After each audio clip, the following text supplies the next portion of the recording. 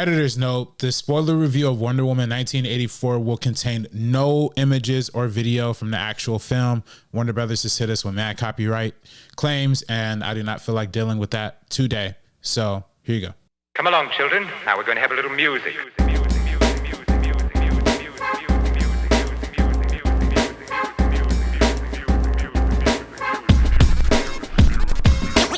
What is up, guys? Welcome back to First Cut. This is our spoiler review of Wonder Woman 84. I'm here with RB3 and Sabrina, who obviously already have done their other non-spoiler reviews. So if you want to check out those thoughts and their thoughts, you can go over there on our channel right here in First Cut. But first things first, guys, I finally got the chance to see this movie, so I get to express my thoughts. Apparently, this is a very split movie, so I'm very excited to weigh in and say that I loved this movie.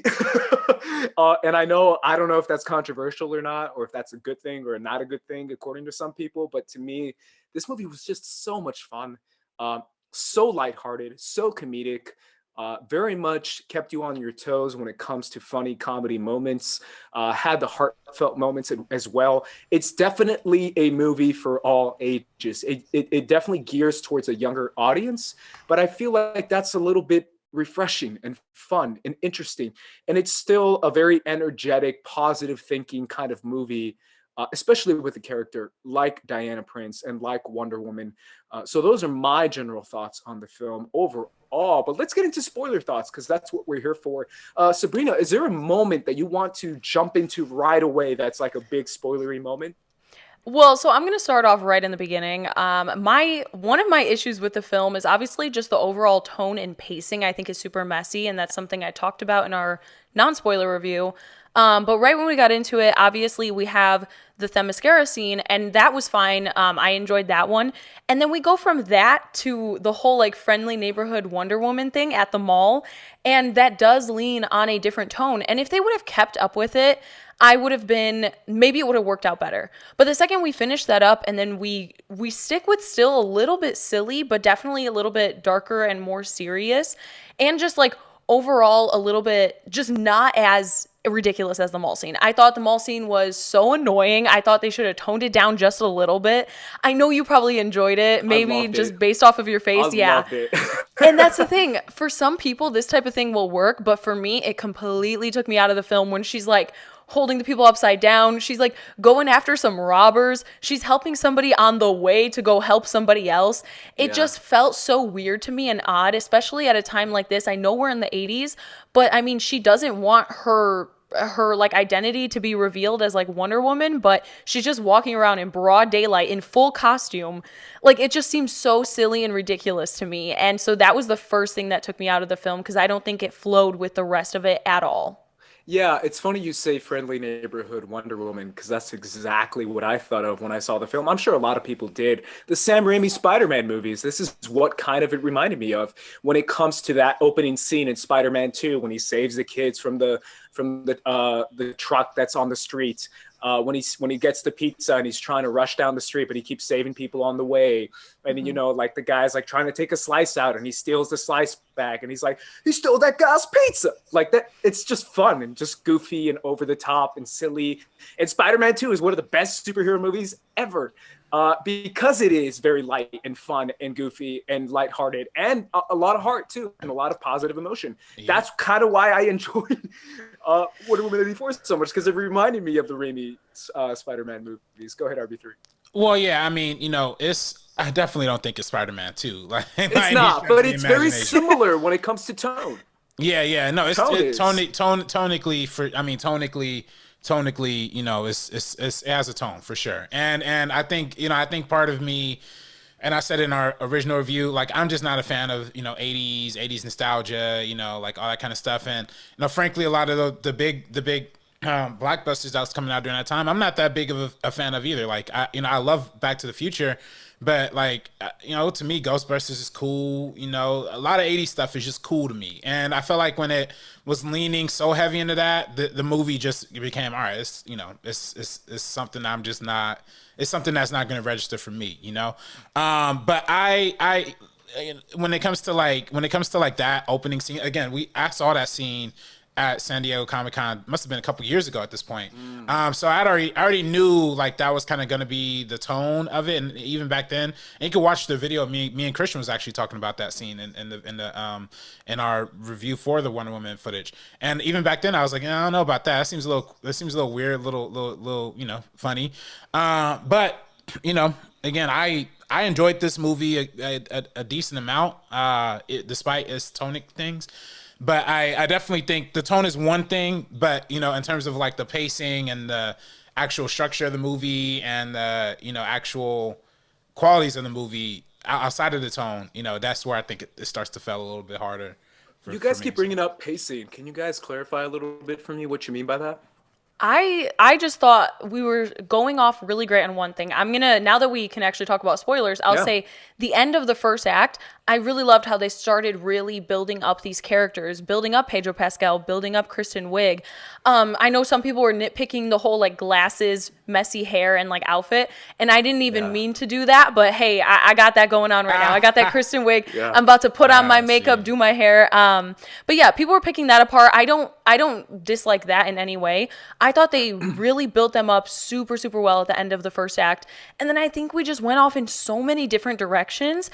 And I liked how our core characters were connected with the stone. All of them were going through the same thing at the same time, just in their own unique ways. And it made sense. But I just thought there were so many moments we're going like left and right, just over and over again. And it wasn't interesting to me. And it wasn't something that I just feel the need to check out again. I feel like a lot of it could have been trimmed down.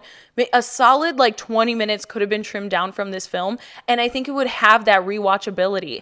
I think you can check this one out once, but it's 2 hours and 30 minutes. I feel like that is just so much to kind of like dive into at once. Even like when we're going to like other countries and they're flying and we have all these moments, it's like we get that. And then there's like, it's bringing it down to something else. It just kept going back and forth, and just like I felt like I was being dragged in so many different directions in that second act of the film, especially towards the end of the second half. Yeah, and Interesting. and then I 100% agree, Sabrina. But like with the first act being one of the stronger things, I think the structure of the movie just has like a lot of fundamental problems. If I'm being honest, like I think it opens with the Themyscira scene, and then it opens with another action scene with the mall scene, and then we literally don't have another action scene for like a whole hour into the movie. Like I was looking at the time, like as I was prepping for this spoiler review, we literally don't have another action scene for like another hour, like. And that's a problem when it's a superhero movie, right? Like that's a problem. Is it though? It is when it's 2.5 hours, and when the hour of stuff is just not compelling. And to me it wasn't that compelling. Again, partially because of the 80s stuff, partially, and I like Pedro Pascal, and he's acting his butt off here. But I'm not gonna lie, every time it goes to his character, I kind of like tune out a little bit. And I get the metaphor, I get the the parallel that they're trying to make with the 80s, capitalism, all that kind of stuff. But to me, it just wasn't, I just wasn't feeling it. Damn. So it just, you guys are so, man, you guys don't want to have fun, bro. You guys don't want to laugh. I'll get to that. I'm nitpicking the things I dislike. I'm also going to highlight some things that I loved. And I mean, going off of what RB3 said, I feel the exact opposite. And that's something we talked about in our non-spoiler. I loved everything Pedro Pascal, mostly. Obviously, a few things with his character, I was just like, come on. I just thought it was ridiculous. But the moment that really hit me was when he was talking to his son, and he drops the whole facade, and he's like, actually himself for a second. And I just thought something like that was so powerful, and that was a very, very, very strong moment for his acting to really display that. And then obviously as his health is declining throughout the film, and as he's doing all the stuff, that kind of manic energy that he had, he nailed that on the head. And Kristen Wiig, her as well, another thing that I really enjoyed was when she does transform from the whole glasses look into like the start of Cheetah. I do like that she just carried herself in a completely different way. Everybody was nitpicking, saying like she's just being Kristen Wiig, and then she's just like acting like bad B Kristen Wiig, and I completely disagree. I think she was playing this specific type of character, and the second she woke up after her like initial wish, and she was able to like full body transform. Like she stood up taller. She just felt like so much stronger. Her presence felt so much larger on screen. And I thought that was really great. I just don't think that they like developed her character well enough later on. I think they did such a good job in the beginning. And then as it continues on, it's like, okay, girl, like what are your motivations just to be this person, but for what? That's a good point. I did feel that as well, where she's definitely like my life sucks. Everything's crappy. And I'm like, girl, you like a scientist, like top dog, like people listen to you, you boss interns around, like you got it. You got it going on, girl. Like chill. Like, what are you so mad about? It's not like you're living on the street or something. But I don't know. That was just what I felt when it comes to her character. Go ahead, Sabrina. Yeah, Steve Trevor as well. I didn't initially vibe with the way they brought him back because I'm like, it just didn't. That He's whole in like another body man's swap. body. He's in another man's Yeah. body. That whole body swap thing, putting him in somebody else's shoes. It just kind of didn't really work for me at first. But their relationship and their chemistry is so great. Like it's genuinely electric. So I really enjoyed all those aspects of it. But it was the start of how he got brought back. I don't know how he couldn't just stumble back. Like, can he just stumble back in a different way? I feel like it just would have worked so much better. It's difficult, right? Because it's definitely not even, I mean, Greek gods. You're talking about stuff that you probably can suspend disbelief and just be like, his body and flesh just formed in front of our eyes or something like that, which is kind of weird. Or like that she could see him, but other people can't. Like he's only brought back for her as like some type of like apparition, like blah, blah, blah. Because there's not really too many moments where they even interact with a ton of people. So it could have just been like he's by her side. And I feel like that would have been more believable instead of just like a person that during moments we see his reflection and he's still that actor and not Chris Pine. And then we switch back and it's Chris Pine just because the tone is different. She's able to see him as he was. And it's just... Yeah, I think this. And again, this is one of the things I critiqued in the non-spoiler review. I do think it was lazy. You know what I mean? Like I think they could have found a way that if you really want to incorporate Steve Trevor, you could have done maybe some flashbacks, maybe some memories that we didn't see from the first film or something like that. Like I like when movies do that. There could have been other ways to further that storyline, but I think making that the focal point. And again, it's difficult because it is a winning formula, you know, like, and you know, it's the same thing with Amazing Spider-Man 2. And this isn't as bad as Amazing Spider-Man 2, but in Amazing Spider-Man 2, where the rest of the movie sucked, but then the chemistry between Emma Stone and Andrew Garfield just make that part of it work. This part of it definitely worked, but then it, you know, at a point, like when you're 40 minutes in and you're kind of not really, you know, getting the action, getting, you know, what you come to expect for a Wonder Woman movie, a superhero movie, you know, when you're spending time like kind of recollecting like memories from the past and, you know, things from the first film, it does kind of take away from like the arc going forward, you know. So for me, part of, and then also like the body swap thing is weird. Like there's definitely a controversy online. I mean, there's a lot of controversies about this movie online. A lot of people are saying it's very not, you know, good consensual about this. Yeah, it's not consensual. Relationship for the body of the man who didn't get to choose this type of thing. That was like the take that I saw. Yeah, I saw and that too. like I understand that criticism. That's where I go back to my point of like, if he just showed up as like an apparition and then she had to let go of him a second time, but not a physical being of himself. Like if he was just by her side and she was able to like see him and hear him, but nobody else could, I think that could have been something interesting. Yeah, or just a mythical, or maybe, just literally like just somebody who's not like physically there, but just like mentally there or something like that. I think that could have been strong. Or I think even having, and even if it was, and honestly, I swear to God, this is not good writing either, but I think it's 10 times better. If it was even like Steve Trevor's like grandson or something like that, I would have bought into that, like, you know, pretty quickly, you know, but I don't know. I think bringing it back off the mat, and it fits into the theme, and Sabrina said in the reviews, in both reviews, it fits into the theme of the movie and the fact that it connects to the stone, and it does that.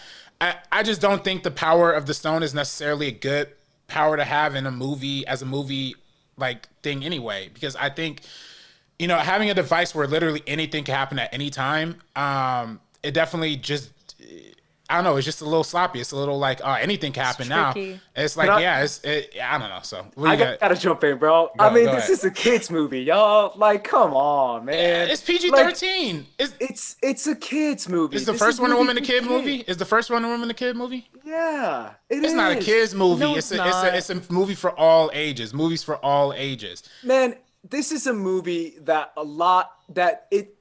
everyone can enjoy. Obviously, everyone can enjoy. I'm not saying that, but I'm saying like this is a movie that is mainly for kids. Kids can enjoy it. We can suspend things in disbelief, like wishes and stuff. That's a fun little thing that we can enjoy. It doesn't have to be overanalyzed. Like, for crying out loud, like it's Zeus making like people out of clay and crap. Like, But I mean, it's fine. But I mean, like, would I rather see a really compelling story told in this way? Because I do really enjoy Wonder Woman. I would have loved to see that. There were moments, even though I don't really love what they did with Steve Trevor, I loved seeing her actually be like vulnerable and flawed and be like, yo, this is the one thing that I want and I can't have it. Now I have to let it go again. Like, I loved seeing those types of moments. Exactly. That's what I really enjoyed. But it's some of the things where then we get into, they're all sacrificing different parts of themselves. Cheetah is sacrificing who she was. Barbara's sacrificing her spirit and her heart to be this person. And it just got very messy. Like RB3 said, piggybacking off of that, just like granting wishes 24/7, it just got so messy since we're seeing all these wishes over and over again, like from all different places when the one guy is just like, I wish you would drop dead. Stuff like that I thought was pretty funny, honestly. That's what I was going to say. I think it's supposed to be funny and silly and like silly. Like silly really is what Patty Jenkins was going for. A lot of people are like, this was silly. That's what she was going for. Like, this is really supposed to be silly. Like, the guy was like, I asked for a farm and cow showed up out of nowhere. Like, it's goofy. It's funny. It's not supposed to be serious and dark and gritty and serious and dark. No. Let me jump in. No. You don't have to. You can be made for kids. You can be made for kids. Y'all made a whole ass review without me. So hey, nah, you're right. No, you're right. But shit. No. Listen, Soul is made for kids. Soul is made for kids, and that. And there's, you can be made for kids and still be quality storytelling. That's all. I'm not saying that. Yeah. I think this is quality storytelling. I just think it's silly and goofy and fun, and it still can be quality and silly and goofy and fun. I don't think there's necessarily a disconnect between that. And I think what you guys are saying is messy is just silly and goofy. Like, that's just my opinion, right? Because my thing is like, when it comes to Steve Trevor, I think that represents exactly what you were saying, Sabrina, something that she has to let go. Like, she hasn't grown and she has to grow. And I think that also represents what she can learn from Steve when it comes to his passion for flying, and he loves planes. And that's something that she was like, I don't really care about that. Like, who cares about flying? And then all of a sudden she learns how to fly because of Steve Trevor. I thought that was so cool. And it's one of those I thought it was a really beautiful moment in the film where a lot of kids of all ages, a lot of adults of all ages can enjoy a scene of her learning how to fly. And that's something that she got from Steve. And that's something that allows her to grow herself and her powers. I thought that was cool. I thought Pedro Pascal just destroyed, like straight up ate, like chewed that thing up, like straight up, like incredible performance, over the top, insane. Like, it reminded me of like a Willem Dafoe, Norman Osborn in Spider-Man 1. It reminded me of like something Jake Gyllenhaal would do, like a really insane, crazy, manic, over-the-top performance where he's like 10 people in one. He's like a crazy televangelist. He's like an obsessed egomaniac. He's like super insecure. When he's doing his speech towards the TV at the end, and he's like, yes, grant your wishes. I was like, this guy is incredible. It's amazing. And then at the very end, when he has that one-on-one moment with his son, I was like, bro, this guy can go from like a million to like all the way down, super soft moment. And I was like, yeah, that's beautiful. That's just So good. It's so good. I no, I 100% agree, and that's where I think the movie does him a disservice because it is so ridiculous that it makes him ridiculous, and it comes off different because the tone of the film. Since the tone of the film is messy, it's doing that performance nothing because it is so good on its own. Like you said, that's the first thing I said to Dorian when we watched it. I was like, literally like a televangelist. Like he's like sitting there, he's like, I will grant all your wishes. Anything that you tell me, He's you like, can "Reach have it out all. to me." Yeah, Like, you can have it "Hey." all. Before he has the powers, after he has the powers, he's like the same way, just grown more because he has the powers. So it was awesome. But the film didn't work with it, unfortunately. And I feel like that's why it's coming off as like ridiculous and corny and over the top for a lot of people when it's all of those things, I but in think the it's best way supposed to be, possible. though. It is Yeah. all those things in the best way possible, but Yeah. in the context of the film, sometimes it can feel like so much. And yeah, I just feel so bad for Kristen Wiig because she is so talented, and they just completely like shafted her in that like third act. Like they just like set her aside, and they were like, "All right, like no, you are not like we're not gonna flesh out your character." They should have saved her maybe for something else. That CGI was not good at all. See, my issue, I mentioned this to RB3, was the hair. The hair was my issue. It looked like Gollum. It was all stringy and stuff like that. Like it was so weird. That was my biggest issue. But overall, like I enjoyed the film. I had a good time with it, but I did not. I don't know. It didn't really give me a compelling story to really latch onto in that huge runtime.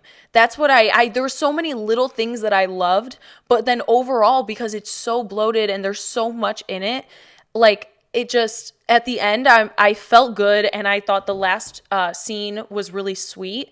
But it just didn't, it's not something that's sticking with me that I want to rewatch. A lot of these films, the second I finish them, I want to start it over and be like, yo, now I have to try to see what I can find in this film. Yeah. And the more I sit on it, the less I care to watch it again. I think the problem in this film might have been the direction it was going. I'm being really honest with you guys, and you guys might disagree so hard, and I'm sure everyone in the comments is going to be disagreeing with me. But I really do feel like Patty Jenkins saw the reaction of the first film, and maybe she saw a couple of the fans and saw how young the fans were, and was like, you know what? I'm going to make the second film like super kiddie. Like I'm really going to age down the demo for this second film. I think the demo for this film is the little girl playing Wonder Woman in the beginning. That's the demo. I think that's who she's going for. I think she's going for little girls who's like really little, like 10, 12 years old. And I think it works for that audience. I really do feel like the messages in this movie, the way Wonder Woman saves the day, where she uses the lasso of truth to spread a message of surrender, of finding peace in your life, of finding joy, of finding truth, of finding something good within yourself to keep going. I thought that's a good message to send, and I like that's how she beat the villain, and not necessarily like punching him in the face and his face blowing up. Like to me, I thought that was refreshing, and I thought it was refreshing that the villain was like realizing like, oh crap, I messed up. I'm a dumbass.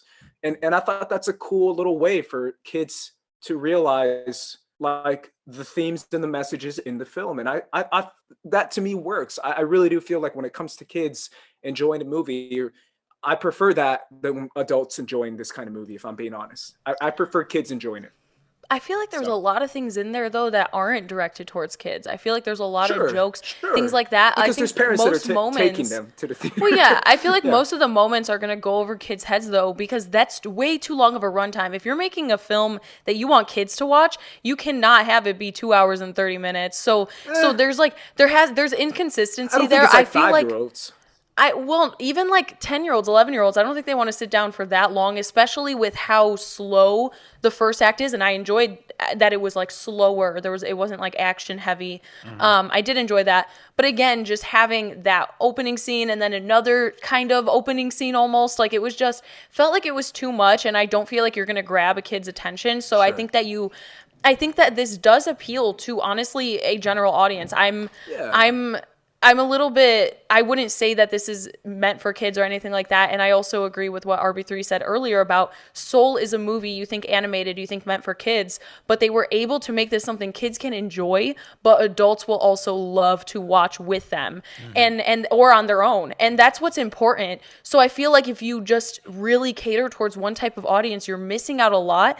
And so with this runtime, I don't think that works for kids. And then with a lot of the silliness, I just don't think that really works for adults. And it just, I don't know. I honestly respect every single person's opinion. I'm so glad to hear the people that enjoy it, like yourself and like other people on social media. I love that. And I love parts of this movie, like I said earlier. And then there's just others that I don't. Overall, I actually enjoyed this. Like I would say like maybe like 6 out of 10 or 6.5 out of 10, which is pretty high for a film like this for me, especially with the long runtime. That's something that I'm definitely like picking it apart for, but like I overall liked it.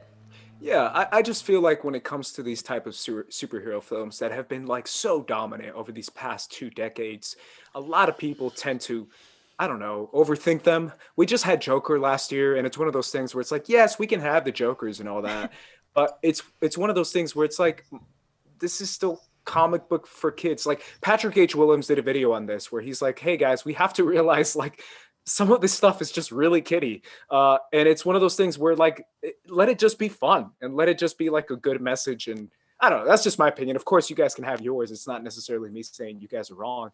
Right. I'm just saying it's one of those things where as soon as I started the film, I was like, oh damn, yeah, we're skewing young in this movie. It's definitely over the top and it's definitely goofy for sure. Yeah. Listen, if a film's, targeting a kid demographic, cool. I'm not a kid, so the parts that I'm gonna not like, I'm not gonna like them if I put myself in the kid brain. Because I'm be honest with you, if I watched this movie as a kid, I probably would have hated it.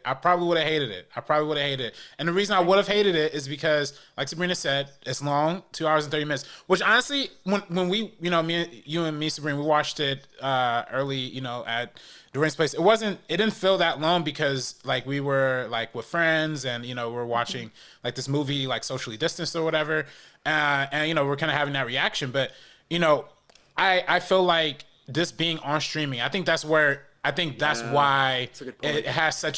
why it's getting such a vitriol reaction from people. Is because when Should it though? I don't think it necessarily should, man. People are overdoing it. No, I don't think it should. I don't think it should. But I think it comes partially because I think if we saw this in the theaters and if we had to be locked in and concentrated for 2 hours and 30 minutes, it would have been a different experience than watching it at home where you have access to food, your bed, your phone, where you could literally be like, man, I don't want to watch this. I want to turn this off and go to sleep or something like that. Yeah, we're in the movie theater. Yeah, we're in the movie theater. You have literally more incentive because A, you paid money, B, you're with other people, and C, it's on a big screen with surround sound. When you're watching this on a laptop, I don't know if it'll hit the same way. Again, for me, I only saw the movie once when me and you saw Sabrina. I haven't really rewatched it since, but like I don't know how it will play on like a laptop or somewhere else. So. I love that you mentioned that. I love that you mentioned that because the first time that we did watch it all together, I came out of it with a way more positive like outlook on it. And then once this dropped, I watched it at home, and that was the thing. I could not sit there and concentrate for that 2 hours and 30 minutes, but I did it with all you guys. Of course, I'm not going to be on my phone when I'm like watching a movie with my friends. Like we're all excited to see this big film. And when I was at home, it's a different thing. I kept getting up to get snacks. I kept walking around to go do things. And I don't know, it just didn't stick with me as much. And then rewatching a few things that I didn't like, those things really did hit harder and stand out again. But like overall, like I'm saying, this was a fun time. I would have rather watched it in a theater for sure. There's these big spectacle moments. There's nods to the comic books. There's things that fans are going to get really, really excited about. And then there's other people that just will not be attached to a film like this. Yeah, and I think that's fine. I think it's absolutely okay to enjoy different films, but I do feel like it definitely hurts it in streaming. I agree with that wholeheartedly, RB3. I feel like that's going to be the case for a lot of movies, not all movies, but a lot. And it definitely definitely hurts it for sure. But either way, those are our thoughts on Wonder Woman spoilers. Let us know what you. I'm sorry. Before we go, there's one thing I do want to point out, and I want to shout out our good friend of the show, Ferdosa, who's been very critical of Wonder Woman, but in a respectful way. She put out one of my favorite tweets about one of the controversies, which was the whole Egyptian oil tycoon guy. And like that whole negative stereotype that they're portraying there. And it's pardon me because I'm really I've been tweeting a lot these past few days, so I'm trying to pull it up. But she was kind of saying that the thing about that scene is that it could have easily been a Texas oil tycoon instead of an Egyptian one. Dallas was one of the biggest TV shows during the 80s, and it would have fit the movie. But instead we have him saying a line like, all my land will be returned, and all of the heathens who dare trout upon it will be kept out forever. And that definitely is problematic, especially with Gal Gadot and her, nothing personally with Gal Gadot, but there is international tensions and things with Israel and the Middle East, and Gal Gadot's one of the producers on this movie. And I think and somebody mentioned this in the replies to one of the tweets, in that back in the 80s everything was hyper stereolized and hyper super cartoony brown people villains. But I think that since this movie is made in a modern context, you kind of got to move away from that a little bit. So I don't know. I think that's one of the there's a lot of pieces of the backlash that I didn't necessarily care about, like the body swapping and the gender thing. I didn't really care about that. I didn't care about some of the other things, but I think this one in particular is something that we got to be careful about, because Patty Jenkins and Gal Gadot are actually working on a Cleopatra movie too. Right. So you got to be careful with, if you're gonna have Egyptian representation this way, it's not putting it on any good signs or any So I don't know. That's a great point. That's a really good point. And obviously there's different ways to do it. I definitely felt like that comment that you mentioned, by the way, RB3, is definitely what I felt too. I was like, oh, are they going for as if this movie was made in 1984? The stereotypes they're going for and the tone and all that. That's what it felt like. And you're right. It might not necessarily be the best decision for sure. Yeah. But either way, guys, those are our thoughts on the Wonder Woman 84 spoiler review. Let us know in the comments down below what you thought of the film. You probably agree with everything, Sabrina. That's okay. No, we all like it. Yeah. That's the thing. We all like it enough.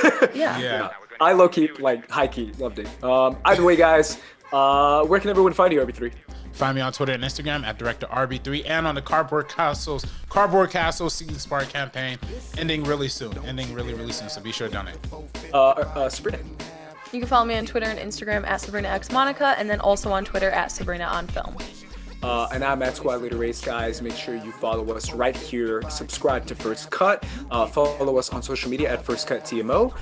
And yeah, leave a comment, leave a like. Let us know what you thought, and please be easy on us. No need for hate. Either way, guys, for the First Cut crew, we are peacing out. Peace. Only one